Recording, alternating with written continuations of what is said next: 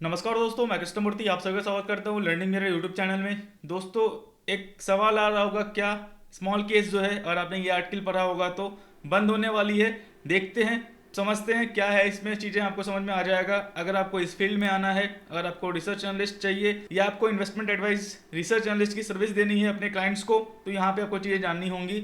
ये सब चीज़ जो है आप पढ़ते रहें, आपको जो है बहुत काम आने वाला है। यहाँ पे देख लो, स्मॉल केस में face heavy blow from SEBI settlement order on research analyst. यहाँ पे सारा आर्टिकल लिखा होगा आपको, आप ये जो है सर्च करना गूगल में मिल जाएगा आपको, मिनट का आर्टिकल है।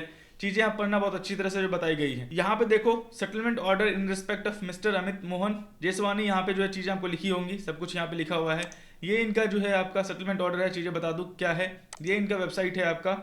ये जो है चीजें सब कुछ है। ये पीएमएस देखो लाइसेंस है इनके पास रिसर्च एनालिस्ट का लाइसेंस है। इन्होंने बस एक गलती की है, गलती वो सेटलमेंट हो चुका है, गलती नहीं है, वो चीज़ें क्लियर हो चुकी है। मैं बता दूं, पीएमएस लाइसेंस जिनके पास है वो एडवाइस नहीं दे सकते। पीएमएस लाइसेंस का मतलब क्या होता है, आप क्लाइंट से 50 लाख से ऊपर, 50 लाख से नीचे भी नहीं, 50 लाख से ऊपर या तो आप डिस्क्रिशनरी या नॉन डिस्क्रिशनरी टाइप से के पीएमएस हैं, उसमें आप पैसे ले सकते हो। या तो आप एक ही तरह से मैनेज करो या फिर आप इंडिविजुअल मैनेज करो। तो पीएमएस का मतलब होता है आप क्लाइंट से पैसे लो, आपका खुद का अकाउंट हो, तो वहाँ पे आप जो है जो भी आपका फॉलो सेबी का रूल है उसके हिसाब से आप उस क्लाइंट के पैसे को मैनेज करो। 50 लाख से नीचे पैसे लेना अलाउ बिल्कुल भी नहीं है। रिसर्च एनालिस्ट का टर्म यहाँ पे फंसा हुआ है। रिसर्च एनालिस्ट और इन्वेस्टमेंट एडवाइजर में क्या डिफरेंस है और इन्हें क्या गलती की है, यहाँ पे देख लो। ये जो है रिसर्च एनालिस्ट का, यहाँ पे आपको समझ में आ जाएगा, यहाँ पे लिखा हुआ है। यहाँ पे सेबी बोल रहा है, इन्होंने जो है regulation 2U and regulation 24 to read clause 1, 2 and 8 schedule 3 code of conduct prescribed अंदर सेबी रिसर्च एनालिस्ट रेगुलेशन, इतना जो है ब्रीच किया हुआ है। मैं दिखाता हूं आपको जो है 2U का रेगुलेशन क्या है। देखो, सेबी 2U का रेगुलेशन क्या है, यहाँ पे क्या है, research analyst means a person who is primary responsible for preparation और publication of content of the research report, मतलब कोई रिसर्च रिपोर्ट बना रहा हो, और प्रोवाइडिंग रिसर्च रिपोर्ट, कोई रिसर्च रिपोर्ट प्रोवाइड कर रहा हो, और making buy sell hold recommendation, आप किसी स्टॉक पे बाई सेल होल्ड रिकमेंडेशन दे सकते हो, और गिविंग प्राइस टारगेट, आप प्राइस टारगेट दे सकते हो, by Reliance at this price, target this price, stop loss this price, ये दोनों काम आप कर सकते हो। Offering an opinion on concern public offer, कोई भी आईपीओ आ रहा है तो उस पर आप जो है अपना ओपिनियन फॉर्म कर सकते हो, ये रिसर्च एनालिस्ट का काम है। यहाँ पे देख लो इन्होंने गलती किया है। It was observe that being a research analyst, ये रिसर्च एनालिस्ट हैं, पीएमएस भी हैं, the applicant was selling model portfolio products to his clients, मतलब जो है ये अपने क्लाइंट्स को जो है मॉडल पोर्टफोलियो, मतलब ये रिसर्च एनालिस्ट हैं लेकिन ये पोर्टफोलियो बना के दे रहे थे कि मतलब जो है ऐसे आप जो है स्टॉक चूज करो, ये आपके गोल के लिए सही है, ऐसे आप स्टॉक चूज करो, इसमें ये बास्केट में इतने स्टॉक्स होंगे, ये आपके लिए गोल के लिए सही है। वो काम जो है सिर्फ इन्वेस्टमेंट एडवाइजर कर सकता है, ध्यान रखना। ओनली एंड ओनली जो है इन्वेस्टमेंट एडवाइजर वो काम कर सकता है। Prospective clients which is against the defined responsibility of a research analyst as mentioned as RA regulations and professional standards of research analyst, इन्होंने ब्रीच किया है। तो चीज़ें आपको जो है पता होनी चाहिए। ये जो है लीगल टर्म है, लीगल टर्म जब तक आप कोई कंप्लेन नहीं जाता आपके खिलाफ, या फिर आप किसी के गलती से सीखते नहीं हो, आप समझ नहीं पाओगे, तो वो चीज़ ध्यान रख लेना। मुझे भी लगता था कि आप ये काम कर सकते हो, लेकिन अब बिल्कुल भी नहीं।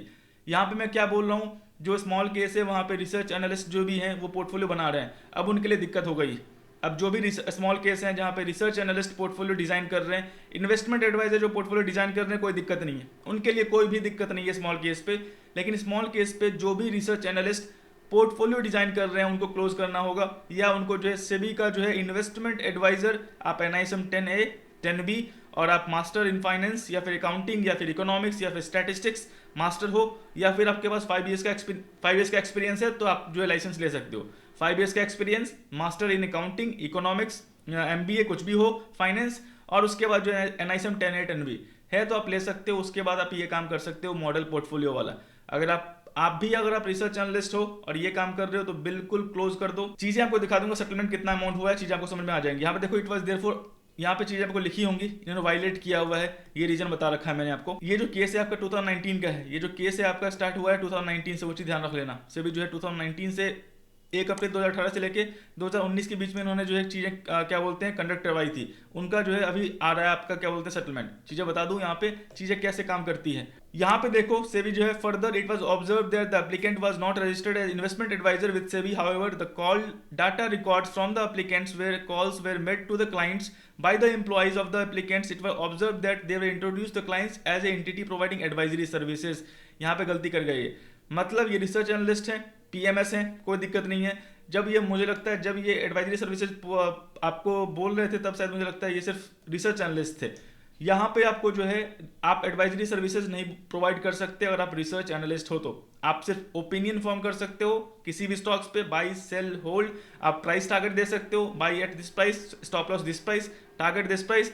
या फिर आप कोई रिकमेंडेशन फॉर्म कर सकते हो पब्लिक ऑफर, जैसे आईपीओ आ रहा है आपका, कुछ भी आ रहा है, इस पर अपना ओपिनियन फॉर्म कर सकते हो। इसके लिए भी जो है आपको लाइसेंस की जरूरत है, वो चीज़ ध्यान रख लेना। जो आप ओपिनियन फॉर्म करते हो, चीज़ें जो है मैं बता दूं, पैसे किसी से भी चार्ज मत करना अगर आप लाइसेंस नहीं हो तो, और आपको इसमें लॉन्ग टर्म रहना है तो। इनमें सब कुछ क्लियर था। ये लाइसेंस भी है, रिसर्च एनालिस्ट भी है, पीएमएस भी है। जो इम्पोज किया हुआ फाइन 7 पे, वो इम्पोज किया हुआ है 28,60,000 रुपीज का। ये कैसे हुआ होगा? मान लो उस टाइम फ्रेम के बीच में जो है कंपनी ने कुछ पैसे लिए होंगे क्लाइंट से, मान लो कुछ क्लाइंट से एडवाइजरी सर्विसेज के नाम पे जो है पैसे लिए होंगे, तो उस पैसे पे जो भी इंटरेस्ट लगता है, जो भी आज तक का इंटरेस्ट होगा, वो इंटरेस्ट जोड़ के कंपनी वालों ने बोला होगा मैंने इतने पैसे लिए हैं, इतने पैसे मुझे आए थे, और इस टाइप का इंटरेस्ट जो भी सेबी इंटरेस्ट मांगती है आपसे, ये सेटलमेंट अमाउंट हो रहा है। उन्होंने प्रपोजल दिया होगा, सेबी ने एक्सेप्ट कर लिया है, तो ये जो है आपका almost settlement amount 28 lakh 29 lakh rupees का है। यहाँ पे देख लो, इन्होंने सेटलमेंट अमाउंट कर दिया है, चीजें जो है इसने क्लियर कर दी है। लेकिन आपको चीजें मैं बता दूं आपको, अगर आप रिसर्च एनालिस्ट हो तो आप ये काम नहीं कर सकते। मुझे भी आज सीखने को मिला है, ये चीज ध्यान रख लेना। अगर आप रिसर्च एनालिस्ट हो तो सिर्फ आप रिकमेंडेशन दो, बाई सेल होल्ड या फिर प्राइस टारगेट जो भी है वो आप दे सकते हो। लेकिन आप ये काम नहीं कर सकते कि आप मॉडल पोर्टफोलियो क्रिएट कर रहे हो, आप कस्टमर को जो एडवाइस कर रहे हो, चीजें जो है वो आपको उसके लिए आपको जो है इन्वेस्टमेंट एडवाइजर का लाइसेंस चाहिए, वो चीज ध्यान रख लेना।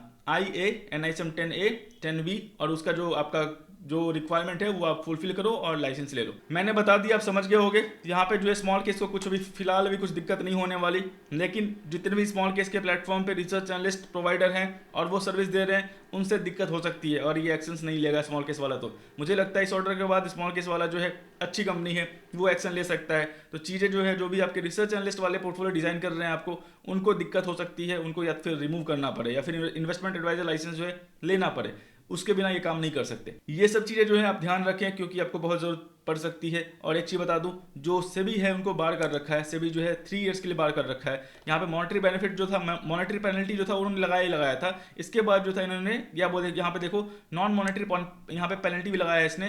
Non monetary settlement terms of restrictions the applicant from retaining any other SEBI licence for a period of 3 years from the settlement order. मतलब 6 मई को ये सेटलमेंट ऑर्डर आया है आपका, यहाँ से 3 साल तक जो है ये कोई भी लाइसेंस दूसरा नहीं ले सकते, सेबी का कुछ भी नहीं ले सकते। लेकिन इस पर कुछ वैसा नहीं लगा है, ये इनको जो है नॉन मॉनेटरी जो है सेटलमेंट आपका जो है दिया गया, क्योंकि आपने जो है अपने एथिक्स को, अपने काम को अच्छे से पूरा नहीं किया। ठीक है, तो इनको 3 इयर्स तक के लिए जो लाइसेंस, कोई भी नया लाइसेंस लेने के लिए सेबी से जो है बैन कर दिया है। बाकी वो काम करते रहेंगे, काम में कोई दिक्कत नहीं है, सब कुछ क्लियर है आपका, सब कुछ क्लियर है, कोई दिक्कत नहीं है। बस आपको जो है इनको अगर मान लो अभी लेना है फिलहाल इन्वेस्टमेंट एडवाइजर का लाइसेंस, तो वो 3 इयर्स के लिए नहीं ले सकते, उसके बाद वो ले सकते हैं। सब कुछ क्लियर है, बस ये चीज़ ध्यान रख लें, इसमें कुछ गलती नहीं हुआ है। गलती एक थोड़ी टर्म्स में हुई है, वो समझने की गलती है कि आपके पास नॉलेज है लेकिन लाइसेंस नहीं है, तो आप वो काम नहीं कर सकते। आप पहले पूरा प्रॉपर अपने चीज़ों में आ जाओ, कंप्लाइंस में चले आओ, उसके बाद जो है ऑर्डर देना या फिर आप जो है एडवाइस का चार्ज लेना स्टार्ट कर सकते हो। सेटलमेंट हो चुका है, यहाँ पे जो भी इनके केस थे वो हट चुके हैं। बस इनको 3 इयर्स के लिए नॉन मॉनेटरी सेटलमेंट जो है वो होता है, वो आपको पेनल्टी के लिए जो लगता है 3 इयर्स के लिए बार किया गया है। बाकी चीज़ें सब कुछ क्लियर है। तो दोस्तों मैं आशा करता हूँ वीडियो जो है आपको समझ में आया होगा। वीडियो अच्छा लगे तो लाइक करें, सब्सक्राइब करें, शेयर करें। ट्रेडिंग और डीमैट अकाउंट जो है वीडियो के डिस्क्रिप्शन में हमारे ओपन कर सकते हो। कुछ भी सहायता होता है मैं नाइट को 8 PM लाइव हूँ, वहाँ पर पूछ लेना। सबसे site Telegram, Instagram, Facebook, Twitter, जहाँ भी कलर मेरे देखिए ज्वाइन कर दो। दोस्तों धन्यवाद।